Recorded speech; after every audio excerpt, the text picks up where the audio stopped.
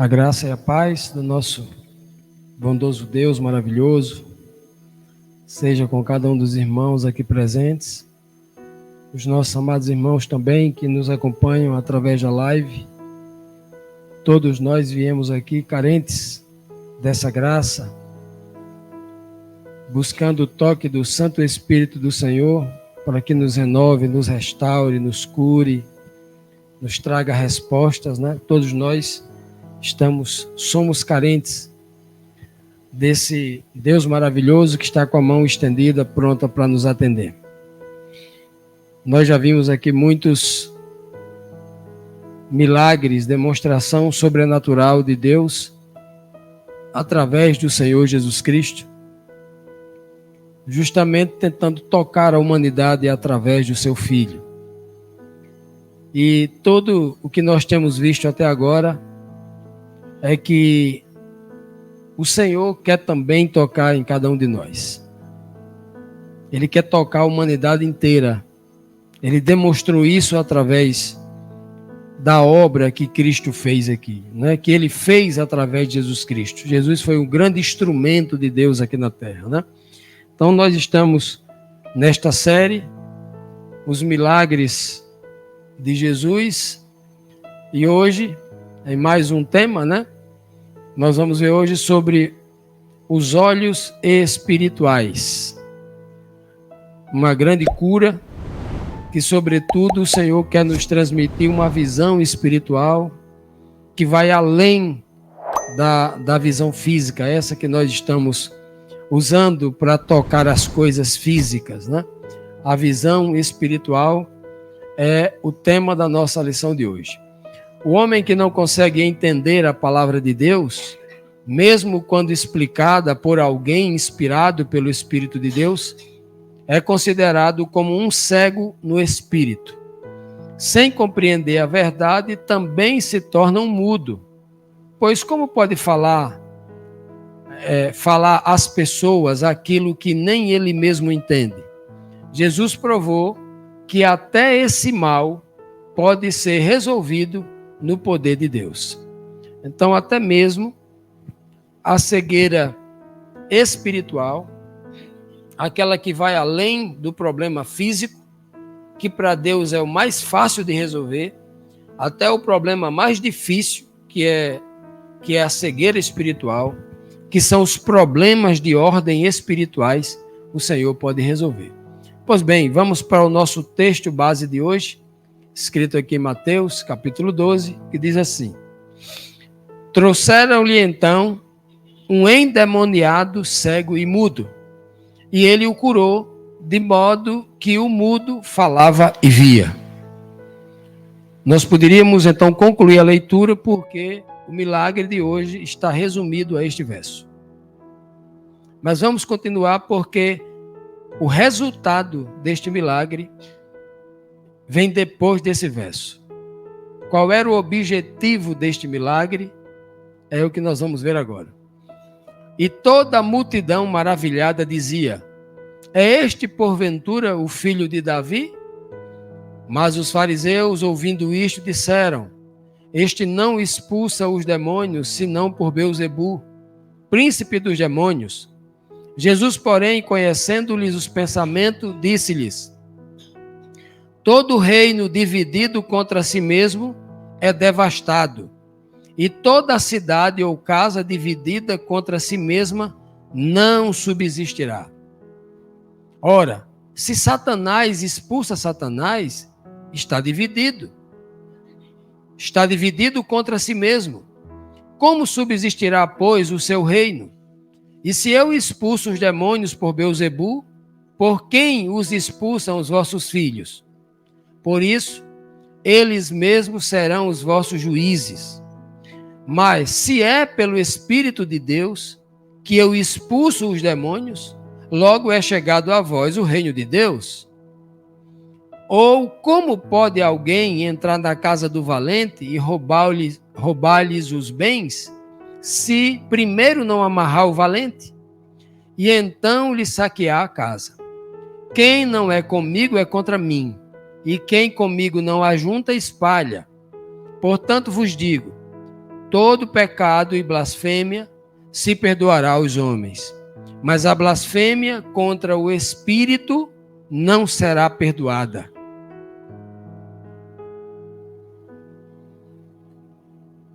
Se alguém disser alguma palavra contra o Filho do Homem, isso lhe será perdoado.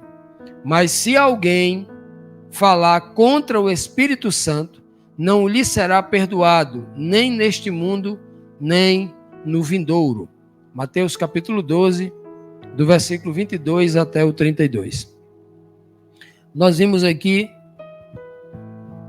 um milagre feito num encontro muito difícil entre Jesus Cristo e os fariseus. Mais um milagre. No domingo passado nós estudamos um milagre que o Senhor faz através de Cristo para tocar o coração dos fariseus que estavam ali sentados, duvidando dele, duvidando de Cristo, duvidando que Cristo era enviado de Deus, tinha recebido a autoridade de Deus para falar em nome de Deus, para fazer as coisas maravilhosas que Deus queria fazer com a humanidade. E hoje, novamente, mais um milagre que o Senhor Jesus faz ali diante daquela liderança, daqueles fariseus, justamente para tocar-lhes o coração, para trazer-lhes uma palavra de juízo e para trazer um despertamento para toda a população, toda a multidão que estava ali acompanhando. Lembrando que o contexto desta mensagem, essa mensagem ocorre logo após Jesus Cristo ter curado um homem que tinha um problema de saúde, físico, dentro da sinagoga, diante deles. Eles já tinham visto um sinal poderoso. Só porque este milagre aconteceu no dia do sábado, no dia da restauração, eles entendiam que Cristo estava transgredindo o sábado. Um entendimento completamente irracional, um entendimento sem bom senso, um entendimento que fugia à compreensão mais básica da palavra de Deus, porque o ódio que eles tinham de qualquer concorrente, de qualquer pessoa que eles achavam que poderia tomar o seu lugar do trono, da cadeira de Moisés, os privilégios que eles tinham como religiosos, eles iriam atacar essa pessoa. Então, a cegueira deles tinha um motivo.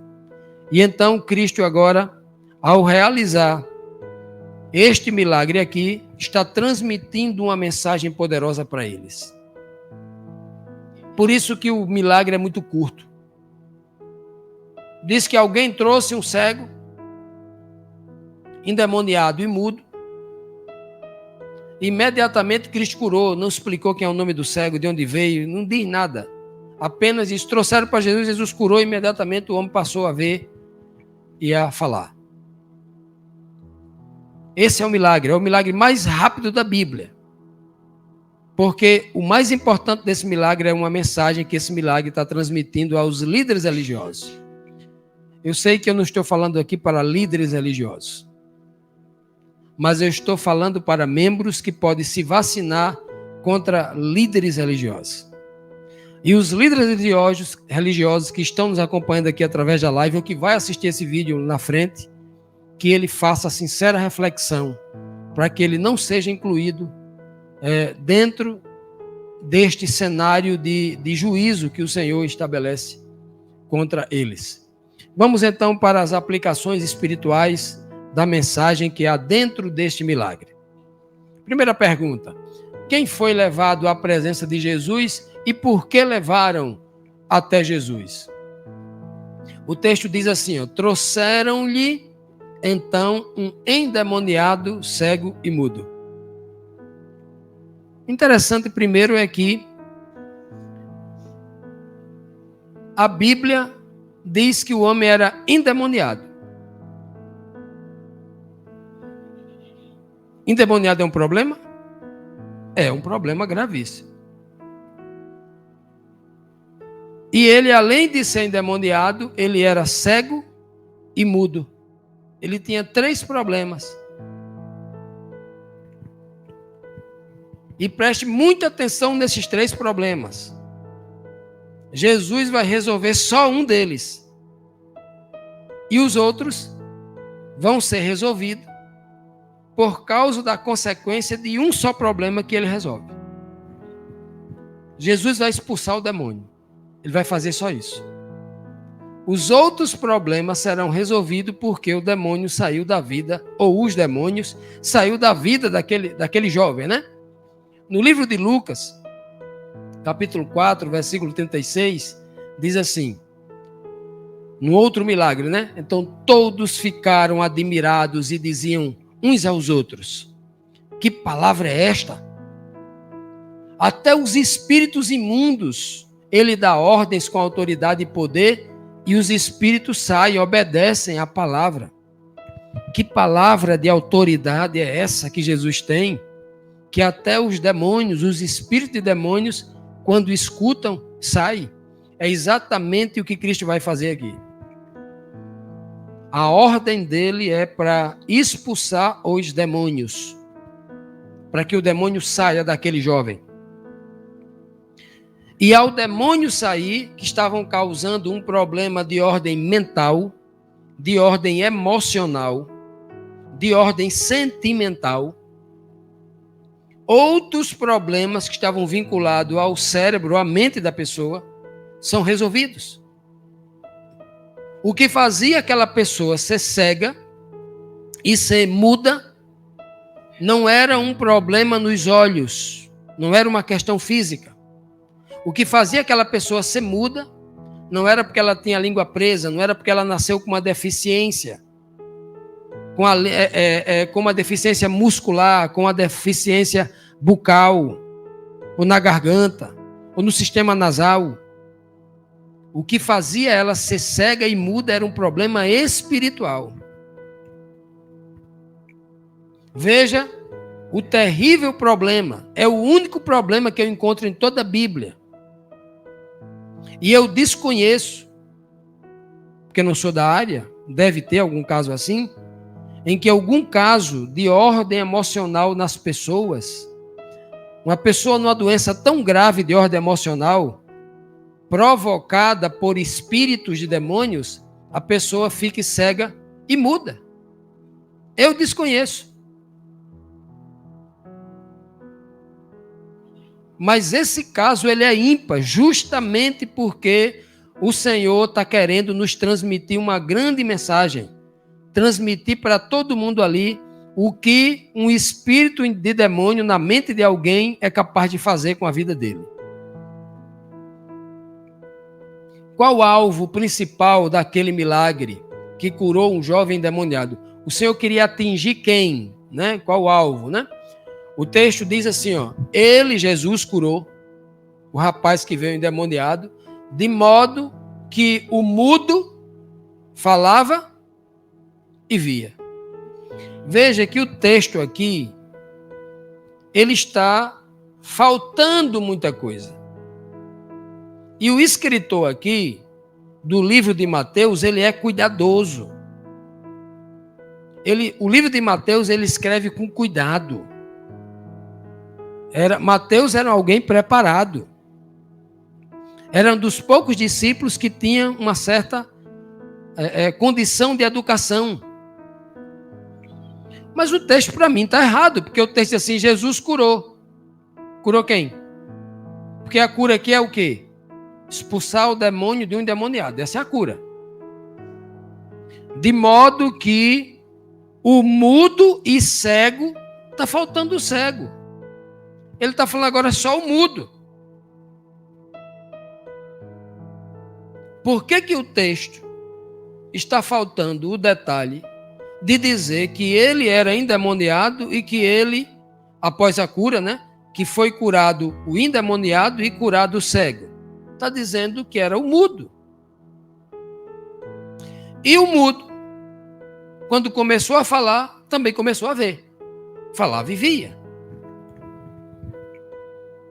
O texto não diz, de modo que Cristo curou, ele falava, via e estava livre na sua mente, e o seu espírito ficou livre. O texto não diz isso. Isso foi escrito de forma por incapacidade do autor, ou o autor estava inspirado escrevendo algo porque Deus queria transmitir algo importante para mim? Essa é uma questão que você precisa meditar. Eu acredito que o homem que escreveu aqui estava inspirado pelo Espírito Santo de Deus. E cada palavra que foi dita aqui tinha um objetivo. No livro de Isaías, capítulo 56, verso 10, diz assim: as sentinelas de Israel. Sentinela de Israel era o povo que cuidava da segurança de Israel. Ficava em cima dos muros, os atalaias, os guardas, com as suas flechas, com as suas lanças, com a sua chofá, com a sua trombeta, para anunciar o ataque. Eles quem cuidavam de qualquer inimigo que pudesse atacar ali à noite ou na madrugada, eles estavam ali atentos. Os atalaias ou os sentinelas de Israel são os líderes de Israel. São aqueles que são responsáveis pela saúde da igreja, pela saúde do povo, que tem que viver uma vida de oração, uma vida de estudo da palavra, de exame, para que mantenha o povo todo alimentado e o povo alerta contra os enganos, contra as setas do inimigo. Sentinela é eu e você, quando nós estamos atentos a toda e qualquer ameaça que pode prejudicar o povo de Deus. Aí então ele diz: as sentinelas de Israel estão cegas. Como é que um sentinela pode ser cego? Se os sentinelas eram os sujeitos de melhor visão. Ele tinha que, em cima do muro, enxergar o mais distante possível, tinha que ter a visão perfeita, para que ele pudesse identificar uma formação ou avanço de guerra, qualquer coisa diferente no horizonte, para que ele pudesse soar o alarme o mais rápido possível. Então o sentinela, ele poderia até ser ruim de mira, ser um ruim atirador, mas ele tinha que ter a visão perfeita, porque a maior arma do sentinela é a visão. As sentinelas estão cegas. Estão cegas e não podem ver. É isso que diz aqui? Não, ele diz que não tem conhecimento. Sentinela não tem que ter conhecimento, sentinela tem que ver. Então, quando ele está falando de estão cegos e não tem conhecimento, ele está falando de uma cegueira espiritual, uma cegueira por não entender a palavra de Deus. Ele não está falando de um sentinela literal. Está falando de pessoas que são líderes religiosos, teólogos, que deveriam ter o conhecimento da palavra, mas estão cegos de discernimento, não conseguem entender a palavra. Todas elas, as sentinelas, são como cães mudos, incapazes de latir. São cães mudos que não podem ladrar, diz a outra versão. Veja, diz aqui o texto, né? Deitam-se e sonham, porque eles só querem dormir. O sentinela tem que dormir? Se o sentinela dormir, o povo morre. Porque o maior ataque nas cidades era feito às 3 da madrugada, a hora do pior sono. Era quando as cidades eram atacadas pelo exército invasor. Mas os líderes de Israel, que são os sentinelas, estavam cegos e mudos. Jesus curou um endemoniado que estava o quê? Cego e mudo.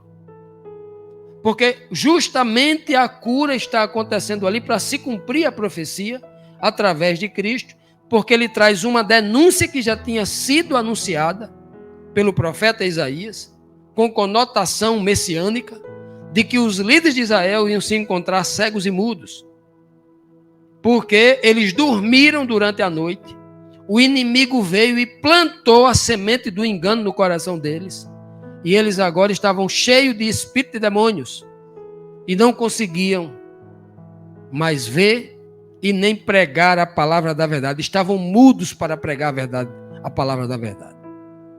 Este milagre aqui não tem nada a ver com a ideia de que Cristo foi ali só para atender um jovem que estava endemoniado.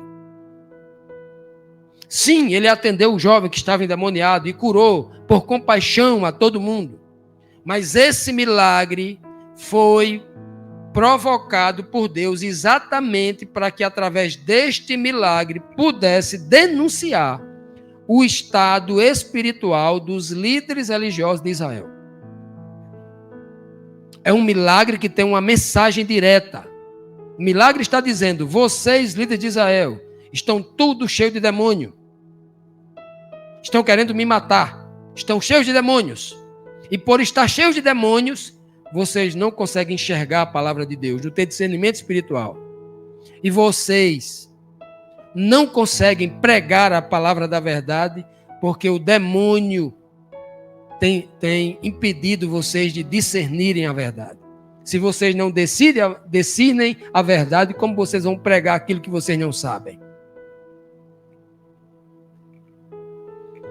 Que pergunta faz a multidão para os líderes mudos que não enxergam o Messias? O Messias de Isaías 56. Isaías, o livro todo, né? Toda a multidão maravilhada com aquilo, porque expulsar demônio era um dos milagres, né? Era o que mais causava medo no povo. Vocês já viram alguém demoniado? Já viram alguém demoniado? É terrível. Muita gente diz, é um problema mental, é esquizofrenia. Ele teve um ataque, um surto psicótico, teve um surto, né? Emocional, psiquiátrico. Muita gente diz isso. Mas, obviamente, alguém que está possuído por um demônio pode até vir de algum tratamento desse, já vem sofrendo com essa doença. Mas é diferente. A pessoa passa a ter uma força descomunal. É muito diferente um sujeito que está endemoniado. E assusta quem estiver ao redor.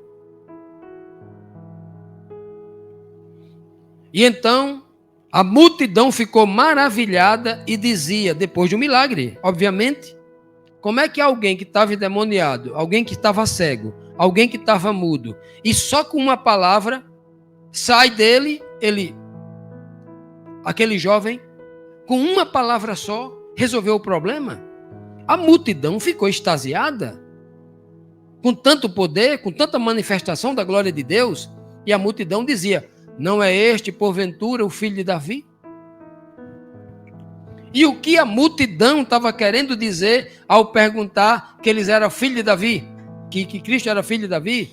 A multidão, quando diz filho de Davi, ela está dizendo, este não é o prometido, não é o Messias do livro de Isaías, não é o filho de Deus, esse não é o que a Bíblia toda está falando. A multidão que não conhecia a palavra, que não estava nas sinagogas lendo os livros, a multidão estava entendendo que Jesus Cristo só podia ser o filho de Davi. Mas os líderes religiosos que liam a Bíblia todo dia não conseguiam enxergar isso. Quem eram os cegos ali, afinal? Quem eram os mudos? Porque a multidão está falando, a multidão está dizendo, esse é o filho de Davi, esse é o prometido, esse é o Messias. Porque a profecia era clara. Veja o que diz Isaías 11:1. Virá um descendente do rei Davi, dizia a profecia. Filho de Jessé, que será como um ramo que brota de um tronco, como um broto que surge das raízes. Então o Messias viria da descendência de Davi, da descendência de Jessé, o pai de Davi.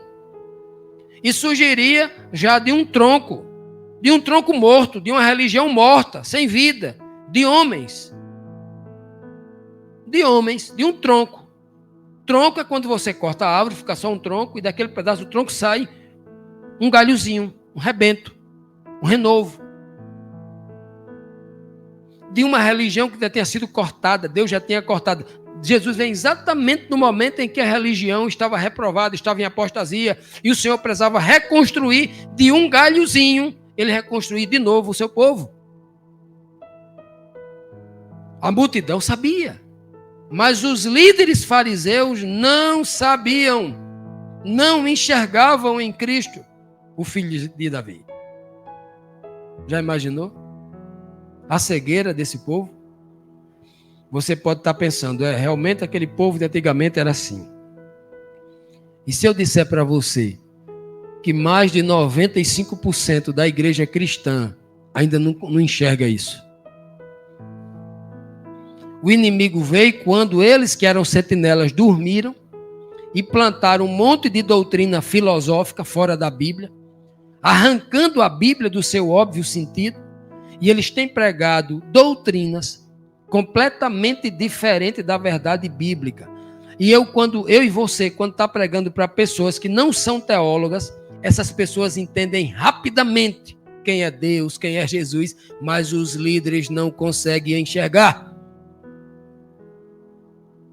Como se estivessem cheios de demônios, esses espíritos que colocam no coração deles o desejo pela ganância, o desejo pelos status, pelo poder, os cegasse de enxergar o Cristo que ainda tenta ser humilde no coração deles e ensinar a verdade simples e objetiva que vem da palavra de Deus.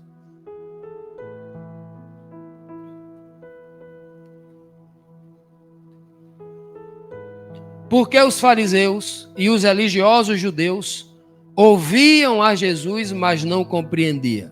Olha o que o texto diz. Ó. Mas os fariseus, ouvindo, disseram. Primeira coisa. Por isso que a Bíblia não diz que aquele homem... Pergunta simples. Se ele tinha um demônio, e o demônio na cabeça dele os impedia de enxergar e de falar, por que não impediu aquele homem de ouvir? Por quê? Justamente porque tinha que ser só ver e falar. Porque ouvir, eles ouviam perfeitamente. Os fariseus ouviam. A Bíblia não foi privada para eles. O Senhor Jesus continuava pregando para ele a palavra, porque Deus não fechou a porta da fé para ninguém. A fé vem pelo ouvir. E eles ouviam Cristo ensinando. Eles ouviam Cristo ensinando. E além do que Cristo abria a boca e ensinava, Cristo ainda fazia milagre diante dos seus olhos para ratificar ainda a sua pregação. Mas os fariseus ouviam tudo o que Cristo ensinava. Como eles não tinham fé, a palavra não tinha fruto em seus corações. O diabo havia aberto os olhos, né? Deles para o mundo, aberto a boca dele para o mundo, fechado os olhos para Deus, fechado a boca para Deus, aberto os ouvidos para ouvir a voz do diabo e não ouvir a voz de Deus, ao ponto deles ouvirem Jesus, mas não entenderam. Olha o que diz no livro de Marcos 4:12. Perguntaram para Jesus: Senhor, por que é que o Senhor sempre fala em parábolas quando está diante dos fariseus?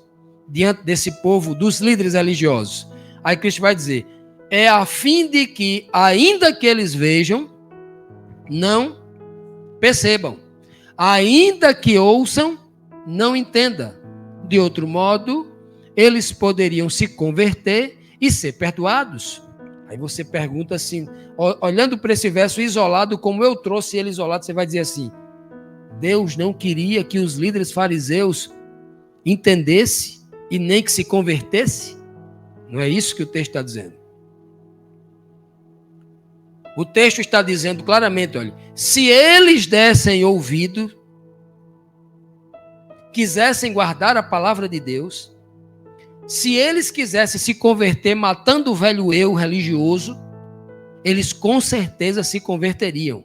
Mas como eles não querem nem ouvir e nem ver a palavra, então eles não se convertem. Porque eles não querem. E por que eles não querem?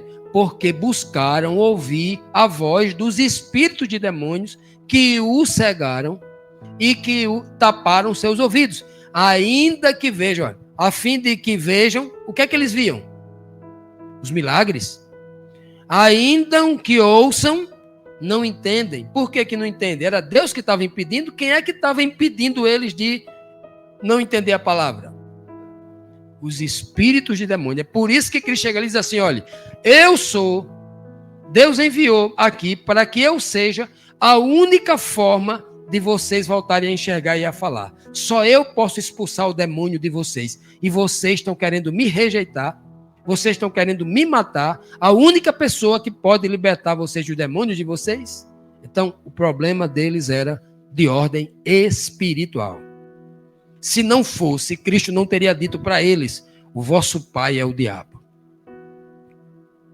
O vosso pai é o diabo porque vocês estão querendo me matar. Se o vosso pai fosse Abraão, a palavra Abraão quer dizer pai é céus, uma referência ao pai. Se o vosso pai fosse Abraão, por isso que ele vai dizer depois: o meu pai que está no céu, se fosse o pai de vocês, se o meu Deus fosse o pai de vocês também, vocês não seriam assassinos. Vocês não teriam o desejo de me matar. Só quem coloca o desejo de matar no coração é o diabo. Porque ninguém pode ter o desejo de querer matar até o seu inimigo, quanto mais alguém que é o seu compatriota, da sua fé, que frequenta a sua sinagoga, que era o caso de Cristo, frequentava a mesma igreja deles. Que pergunta lógica, sábia e contextual Jesus faz aos seus inquisidores, aqueles fariseus que estavam ali só para perturbar mesmo, né? Cristo faz uma pergunta.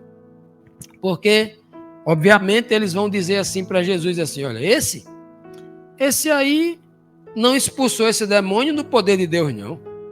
Isso aí é obra de Belzebu, ele é um mensageiro de Belzebu. Belzebu é quem está dando o poder a ele para ele expulsar os demônios. Belzebu, o príncipe, o maioral, o próprio Satanás, né? O príncipe dos demônios é quem está dando poder a ele. Foi isso que eles disseram, né? Então Cristo chama eles, já que é o campo deles, né? Eles arrogavam ser honestos intelectualmente. Então Cristo faz uma pergunta lógica, uma pergunta racional, uma pergunta intelectual para que qualquer pessoa ali da multidão entendesse. Cristo Cristo não vai usar nenhuma frase de efeito espiritualmente profunda. Não. Cristo sempre usou nas parábolas palavras espiritualmente profundas que eles ficavam entendendo. O que é isso? O que é aquilo? Ficavam perguntando. Mas agora Cristo não faz isso, provando que eles estavam cegos.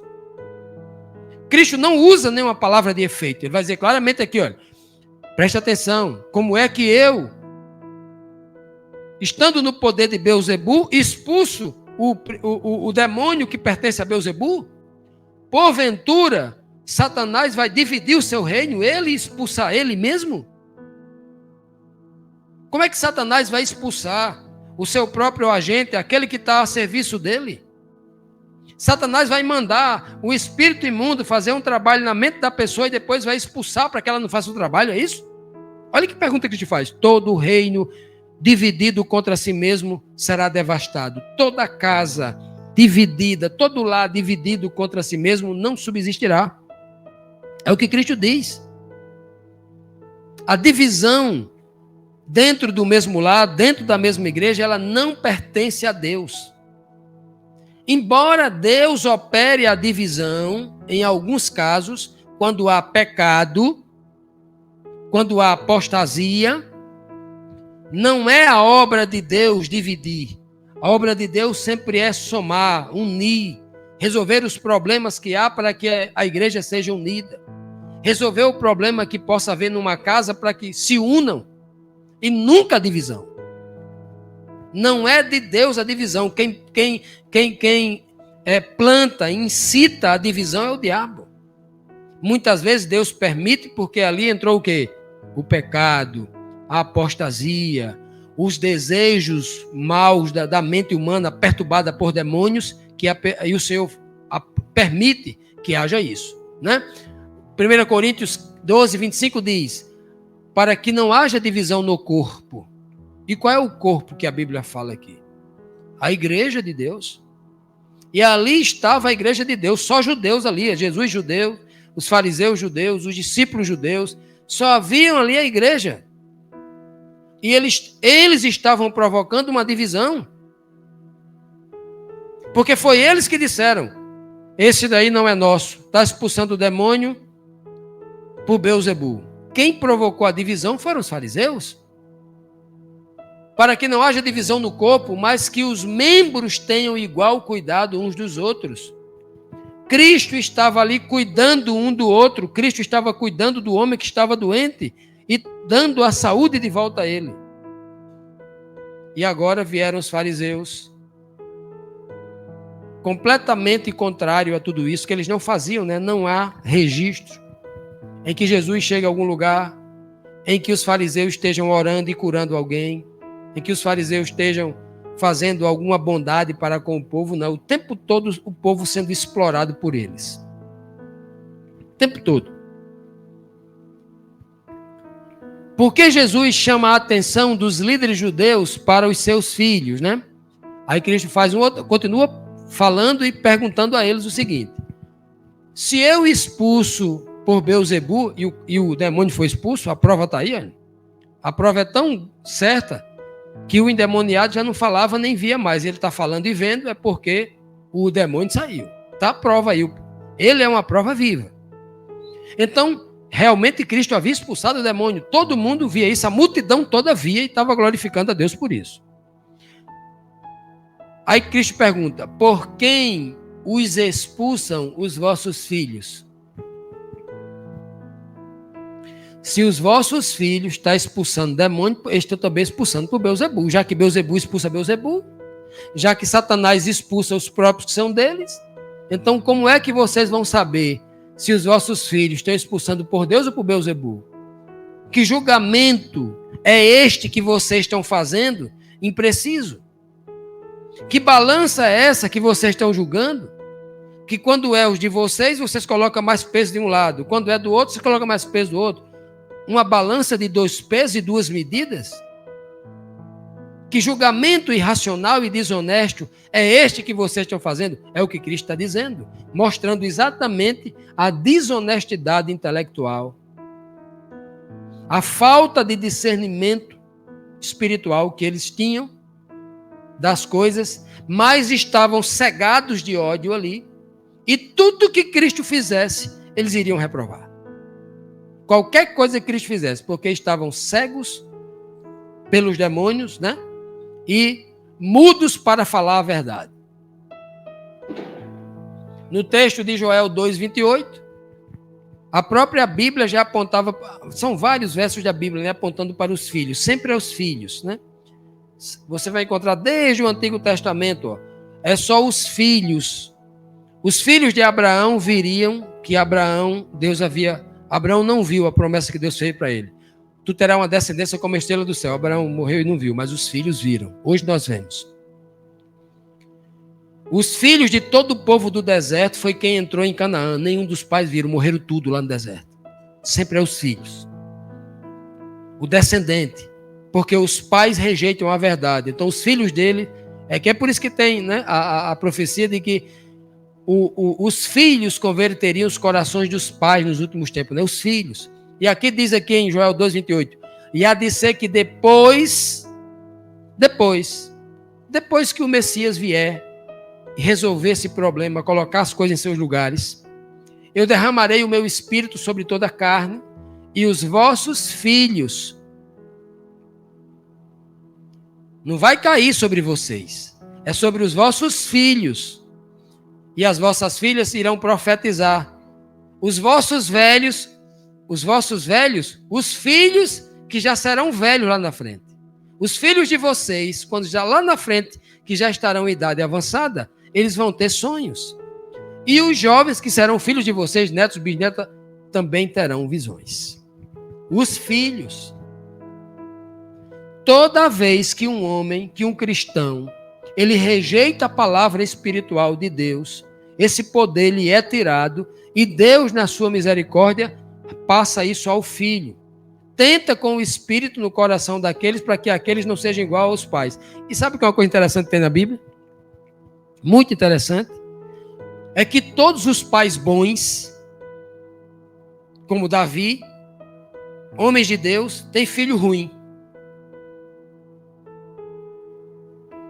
E muitos dos reis ruins geraram filhos bons, como Josias, que restaurou Israel. Mostrando bem claro para a gente que ninguém é obrigado a seguir o exemplo do seu pai, do seu familiar, do seu irmão. Cada um tem o livre-arbítrio e a escolha de fazer. Se o seu pai, sua mãe, seu avô, seu bisavô fez algo errado, você tem a obrigação de consertar. Nós temos essa obrigação de consertar. Jesus está se referindo a um espírito ou a um ser pessoal nesta frase? Preste atenção. Cristo fala: mas se é pelo Espírito de Deus que eu expulso os demônios, logo chegou a vós o reino de quem? De Deus. Então Deus, o reino de Deus chegou para vocês, vocês não estão enxergando. Vocês não estão falando sobre o reino de Deus que chegou, vocês estão mudos. Vocês não perceberam que o reino de Deus chegou para vocês? Olha que coisa linda, Cristo está dizendo para eles. E eles não percebiam isso. Muita gente, muitos teólogos que estão cegos pelo espírito dos demônios que ele pegou não sei aonde, dizendo que esse texto aqui está dizendo que o pecado, a blasfêmia contra o Espírito Santo é dizer que o Espírito Santo não é uma pessoa. Eu já fui muito acusado, porque eu ensino que o Espírito Santo não é uma pessoa, com base bíblica. Se você quiser uma centena de versos, me pergunte, vai lá venha no meu privado e me pergunte, que eu vou lhe dizer, eu vou mostrar quantos versos você quiser ver, provando na Bíblia que o Espírito não é uma pessoa. Primeiro traga os de 5 a 10 versos que usam por aí para dizer que o Espírito é uma pessoa, para a gente examinar cada um. Traga eles. Primeiro, o texto aqui, quando fala de pecado contra o Espírito Santo, blasfêmia contra o Espírito Santo, o contexto está falando se o Espírito é uma pessoa, não? Não trata disso. Hoje vocês estão aprendendo que o milagre aqui, todo o contexto é uma coisa só. Jesus mostrando que os líderes fariseus estavam cegos e mudos. Estavam cegos e mudos porque dentro deles estavam o espírito e demônio, que estavam bloqueando a voz do Espírito de Deus na mente deles, e eles estavam em alta velocidade para cometer a blasfêmia contra o Espírito de Deus. Quem estava cometendo o pecado contra o Espírito de Deus ali, uma blasfêmia, era exatamente os líderes. É por isso que Cristo está repreendendo eles. E ali a discussão não é, o Espírito Santo é uma pessoa ou não é. Então, pastores desonestos, vou ser bem duro agora, pastores desonestos, cheios de espíritos de demônios, estão usando Mateus capítulo 12 para dizer que o pecado contra o Espírito Santo é eu dizer que o Espírito Santo não é uma pessoa. Quando eu digo que o Espírito Santo não é uma pessoa, eu estou negando o Espírito Santo, estou blasfemando contra o Espírito Santo. Sem nenhum argumento, a Bíblia não trata disso. Com o mesmo Espírito que está este povo aqui de ódio contra o mensageiro Jesus, as pessoas fazem isso contra a gente para atacar o mensageiro, porque argumento bíblico, zero.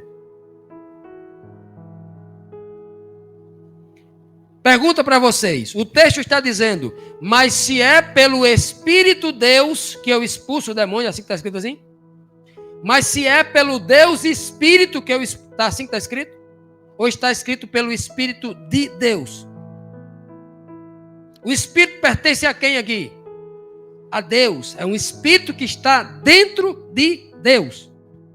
É algo que está dentro de Deus. Eles estão cometendo um pecado contra o próprio Deus. Cristo está dizendo, se é pelo Espírito de Deus que eu realizo, então, meu irmão, chegou para você o reino de Deus. E você está cego e mudo, não vai aceitar. Aquilo que vem de Deus. Aqui não está falando de... O próprio texto condena a ideia de o Espírito Santo ser uma pessoa como Deus é. Porque é algo que pertence a Deus. Espírito de Deus aqui é o pneuma, né? Toteos. O Espírito de Deus. Isso aí também não está em grego não, que Jesus não falava grego não. Ok? O pneuma... a Rua HaKodesh, o sopro que sai da boca de Deus. Se é pelo sopro de Deus, pela palavra de Deus, pelo poder que sai da boca de Deus, que eu estou expulsando, chegou a voz. Mas dizer que o Espírito Santo é uma pessoa, olha, é de uma desonestidade intelectual. E sabe por quê? por que é que eles fazem isso? É porque tem uma multidão de cegos e de mudos que também estão no mesmo espírito que escuta eles falarem. Mas você que está me ouvindo aqui pela internet tem que ser igual aquela multidão ali, ó. E este que está falando aí, porventura, não está falando de acordo com o que o filho de Davi falava? Olha o que diz Lucas 4, versículo 18 e 19, Cristo, ó. Cristo fala assim, ó, dentro da sinagoga, diante deles, ele fala assim, ó, o Espírito do Senhor, o Espírito de Yahvé, o Espírito do Pai, o Espírito de Yahvé está sobre mim. Cristo tinha sido batizado lá no Jordão, o Espírito tinha vindo sobre ele, fala, o Espírito do Senhor está na minha mente, pois o Senhor me ungiu para que eu pudesse evangelizar os pobres. Os pobres? E os fariseus, e os líderes, os ricos? Não, porque eles não queriam. Por isso que eram os pobres.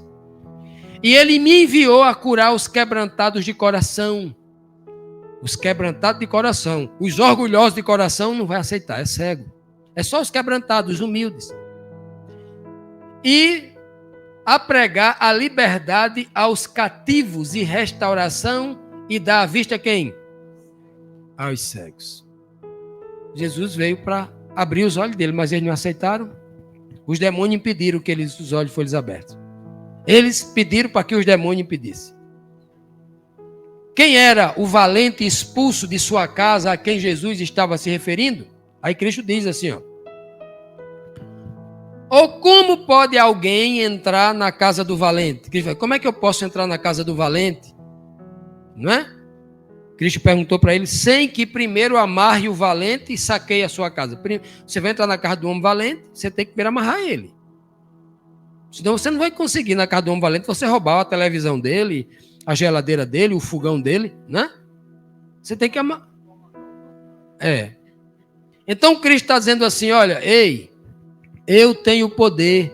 Eu entrei na casa do valente, na mente do jovem, onde Satanás estava habitando, amarrei ele e expulsei ele de lá. Saqueei, limpei a casa dele. É o que Cristo está dizendo. Mas eles também não entendiam. Se Cristo estava fazendo aquilo, estava fazendo no poder de alguém. Não é mesmo? Poder de Deus nele. Então disse-lhe Jesus, vai-te Satanás, disse Cristo. Olha, quem expulsou Satanás da frente dele, ó. Vai-te, Satanás, porque está escrito. Cristo usou a espada para expulsar Satanás, a espada da palavra. Vai, está escrito. Ao Senhor teu Deus adorarás e só a Ele servirás. Então o diabo deixou, saiu imediatamente. Ó. E eis que chegaram os anjos e serviam a Jesus. Este poder foi dado a Jesus. Antes de Jesus sair lá para o deserto para enfrentar Satanás aí, nessa tentação, ele foi ungido com o Espírito Santo. O Espírito do Senhor veio sobre mim e ungiu com esse poder. O Espírito do Senhor estava em Cristo para expulsar aquele demônio e trazer a visão e a fala àquele endemoniado que estava sendo atormentado. Cristo tinha o mesmo Espírito para fazer isso com os fariseus, os líderes religiosos, mas eles, infelizmente, não quiseram. Toda a multidão queria, mas os líderes não queriam. Por quê? Estar contra Jesus é estar contra Deus, né? O Pai Eterno. Por quê? Cristo começa dizendo assim para eles assim, olha. Quem não é comigo é contra mim. Quem comigo não ajunta, espalha. De novo, Cristo trazendo o raciocínio lógico. Ele não está só dizendo aí claramente que ele está num time, ele está numa religião e os fariseus estão noutro time, noutra religião. Eles são rivais. Cristo não está dizendo só isso. Ele está dizendo também, claramente, que, primeiro, Satanás que estava naquele corpo e ele expulsa, ele é de um time e Satanás é do outro. Se Jesus está agora contra os fariseus, Satanás está do mesmo time do lado do demônio que ele expulsou. É o que ele está dizendo. Ele está dizendo para a multidão inteira isso. Se eu estou contra vocês, vocês estão querendo espalhar o povo e eu estou querendo ajuntar. Se eu estou querendo espalhar, expulsar os demônios e vocês estão querendo que o rapaz fique endemoniado, estão contra a obra que eu fiz, nós estamos em lugar diferente. Se eu expulso pelo Espírito de Deus o time de cá, e vocês rejeitam o Espírito de Deus dizendo que é Beelzebul, vocês estão no outro time. Ali estava claramente uma divisão. Um grupo estava espalhando, o outro estava juntando. Um estavam com Cristo e os outros estavam contra Cristo. João 14, 24 diz: quem não me ama, não guarda as minhas palavras. Ora, a palavra que ouviste não é minha, mas a palavra de quem? No momento em que, do Pai que me enviou, né? No momento em que Cristo está dizendo, quem comigo não ajunta espalha, ele está dizendo claramente, ó, quem não é comigo é contra mim, está dizendo, vocês estão contra Deus. Vocês, líderes religiosos, estão contra Deus, porque estando contra mim, aquele que veio fazer a vontade de Deus, que está falando a palavra de Deus, vocês estão contra Deus, porque quem fez esse milagre de expulsou, e foi Deus quem expulsou. E vocês estão dizendo que Deus é Beelzebul. Vocês estão contra Deus. Imagina a dureza.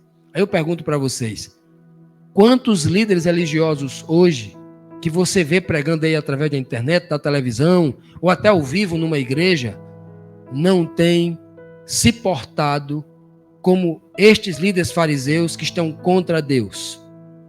Usando o nome de Deus, mas estão contra Deus. Porque estão contra a palavra dele. São tantos. Peça discernimento espiritual a Deus para você enxergar isso. Porque são muitos. Não são poucos não, viu? E ali, no tempo de Cristo, era assim, ó. Cristo ia pregar sozinho no lugar com 12 discípulos. Tinha 40, 50 fariseus. Eles sempre são muitos. Nunca vi tanto mestre, tanto doutor da lei em Israel. Eram muitos. Era um formigueiro. Tinha mais cacique do que índio, como diz na gíria. Porque é dito que a blasfêmia é contra o Espírito e não contra o Espírito Santo. Outro detalhe que eles não leem, sabe? Eles não prestam atenção no texto. Esses leitores de ocasião aí, seguidores aí, dizem assim, a Bíblia assim, mas a blasfêmia contra o Espírito não será perdoada. Veja que o texto não diz, mas a blasfêmia contra o Espírito Santo, porque ele fala só Espírito. Por que Cristo diz só o Espírito? Porque ele está se referindo à mente. Não está se referindo a um ser que está do lado de Cristo, uma pessoa que está do lado de Deus, um ser pessoal como é Deus e é Cristo. Ele está falando Espírito. É algo que atua da cabeça de Deus para a minha mente, quando o meu espírito testifica com o espírito dele. A blasfêmia é um pecado que ocorre no âmbito espiritual. Ou melhor, qual é o pecado que primeiro não ocorre no âmbito espiritual? Qual é o pecado que primeiro não ocorre na mente? O próprio Cristo disse. O adultério, como é que acontece? Só em você desejar a mulher. O desejo acontece aonde? Na mente. Você planejou aqui, ó. Você alimentou uma fantasia que não pode. Você não pode ter a mulher do seu próximo. Alimentou, pecou. É o que ele está dizendo. Quando você olha para o seu irmão com ódio, querendo bater, socar a cara dele ou dar um tiro nele, você chama ele raca, ou seja, com ódio no coração, você já é assassino, disse Jesus.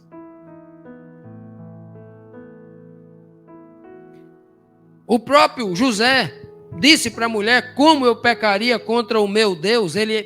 Só em ele aceitar, em concordar, ele já estava pecando contra Deus. Acontece no espírito. A blasfêmia é um pecado único e exclusivo que é cometido contra a pessoa, o ser pessoal de Deus. Você não comete blasfêmia contra Cristo. Porque Jesus não é Deus. O próprio texto vai dizer aqui, olha, todo pecado contra o Filho do Homem é perdoado. Mas a blasfêmia é um pecado cometido contra o ser pessoal, Deus. não é perdoado. A blasfêmia é você dizer o que Deus não é, criando uma calúnia contra ele, e você dizer o que Deus não fez, fazendo ele uma pessoa má, torcendo o caráter dele, que é bom para ser mau. O caráter dele que é amoroso para ser de ódio. Quando você atribui o que Deus fez, que ele não fez, uma maldade que Deus fez, que ele não fez, ou quando você atribui algo bom que Deus fez a Satanás. Você diz que Deus é Satanás, diz que Deus é mau, coisa desse tipo. Então o pecado da blasfêmia só se comete contra Deus. Você não comete um pecado de blasfêmia contra um ser humano. Você comete uma calúnia. Você comete um pecado contra o seu próximo. Mas blasfêmia é um pecado que é único e exclusivamente contra Deus. Contra o ser pessoal Deus. E é por isso que o texto aqui é muito claro. É muito claro em dizer: você pode pecar contra Cristo e vai ser perdoado. Porque não se tem blasfêmia contra Jesus, porque ele não é Deus. Blasfêmia é só contra Deus. E eles não conseguem enxergar o texto claro aqui, porque não examinam a Bíblia, que está clara e claríssima. Quando é que se comete um pecado contra o Espírito? O Espírito, razão, consciência, é onde o Espírito de Deus habita, na minha razão, na minha consciência. Quem tem ouvidos para ouvir, ouça. O pecado que estava sendo cometido pelos líderes ali é que Cristo estava falando e eles não estavam ouvindo na consciência. Estavam ouvindo com o ouvido físico, entrando no ouvido e saindo no outro. Eles estavam entendendo tudo o que Cristo estava dizendo, mas não aceitavam. E esse era o pecado contra o Espírito. Porque se Deus usava Cristo, o Espírito de Deus estava em Cristo. Quando Cristo falava, ele emanava o Espírito, o sopro de Deus que sai pela boca. E eles não aceitavam o Espírito de Deus. Por quê? Porque o pecado contra o Filho do Homem pode ser perdoado e a blasfêmia contra o Espírito Santo de Deus não pode? Por quê? Olha o que ele diz aqui, ó. A palavra contra o Filho do Homem, isso será perdoado. A palavra não é a blasfêmia. Agora, a palavra que eles disseram, você está expulsando por Beelzebu, esta palavra não é perdoada, porque eles estão atribuindo um pecado a quem? A Deus. Que Deus, estão dizendo que Deus é Beelzebu. Que o Espírito de Deus é Beelzebu.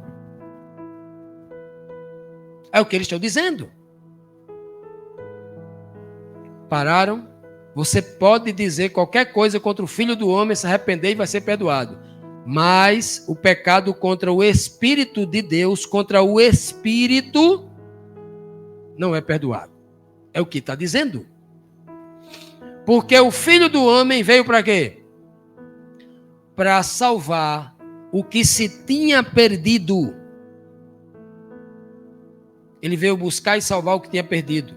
O papel do Filho do Homem não era julgar nem condenar. Filho do Homem. Filho do Homem é ser humano ou é Deus? Filho do Homem é ser humano ou é divino? Meu irmão, só se eu for desonesto intelectualmente para entender o básico. O nome disso aqui é senso, bom senso, senso lógico, honestidade intelectual. Se você encontrar na Bíblia o texto filho divino, porque filho do homem tem. Filho divino você não vai. Filho do homem no sentido filho da humanidade, um ser humano, né? Que blasfêmia imperdoável estavam cometendo ali os fariseus. Olha, o texto vai dizer assim, ó. Agora, falar contra uma calúnia, uma difamação, falar contra o Espírito Santo. Quem é o Espírito Santo aqui? Ele já não disse pecado contra o Espírito, Espírito de Deus e Espírito, ele fala, antes dele falar Espírito Santo, ele fala Espírito e Espírito de Deus.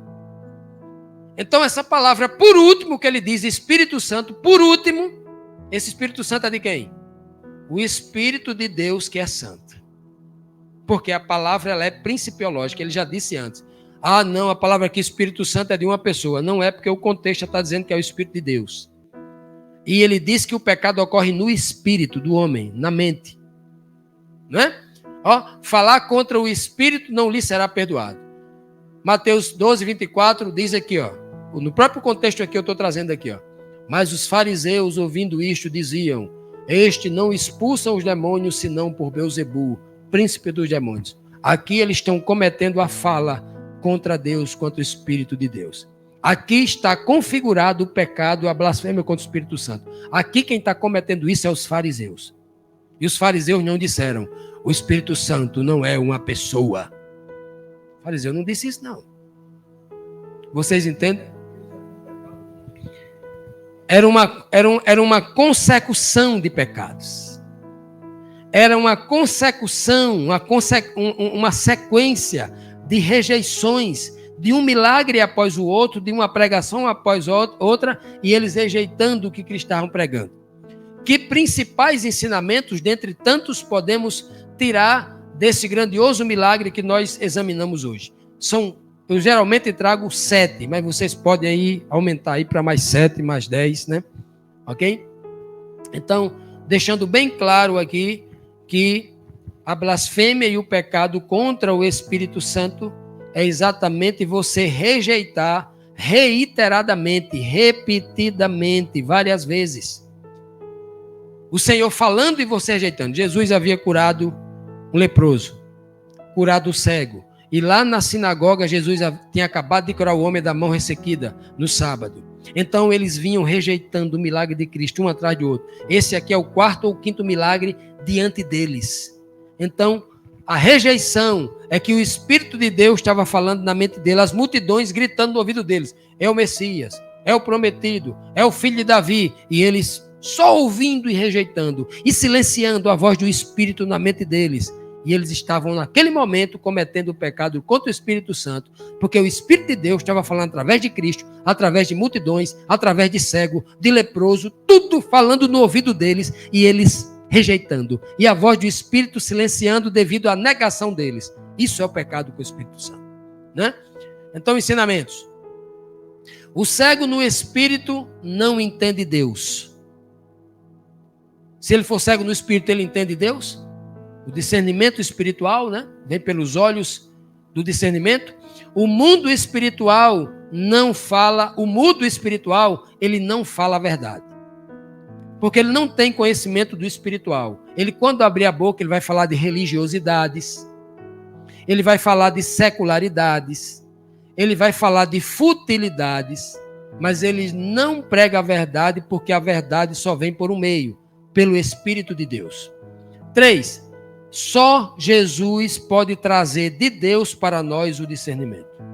Só Ele pode nos batizar com o Espírito Santo. É Ele quem nos capacita com dons. É Ele quem nos escolhe para ser pastor, professor, ensinador, qualquer coisa. É Ele quem escolhe. Somente por Jesus Cristo. O que os fariseus estavam rejeitando? Jesus veio buscar e salvar o que se havia perdido. Ou seja, veio buscar e salvar quem? Ele não veio buscar e salvar aquele endemoniado, cego e mudo. Ele veio buscar e salvar os líderes judeus que estavam perdidos. E eles rejeitaram. Rejeitaram. O perdido que não quer ser achado pode ser encontrado? O perdido que não quer ser achado, ele pode ser encontrado? Não. Os fariseus eram o tipo de perdido que não queria ser achado. Não queria ser encontrado e ser salvo. Esse era o tipo de gente que eram os fariseus. 6.